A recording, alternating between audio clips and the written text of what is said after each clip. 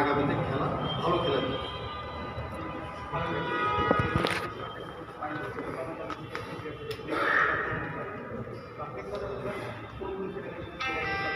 আমরা সকল ফেডারেশনকে আমরা যারা বাংলাদেশকে রিপ্রেজেন্ট করছে, যারা বাংলাদেশে খেলছে, তাদেরকে আমরা একদম নিয়ে 800 জন সকল ফেডারেশন আমরা যাচাই বাছাই করে তালিকা করে তাদেরকে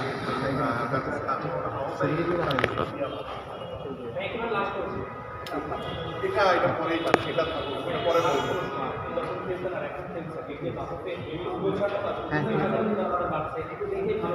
যাবো একটু পিছন জামাল এই কথা বলতে গেলে তো আমরা যখন প্লেয়ারের জায়গায় ছিলাম আমাদের অনেক বেশি সীমাবদ্ধতা আছে।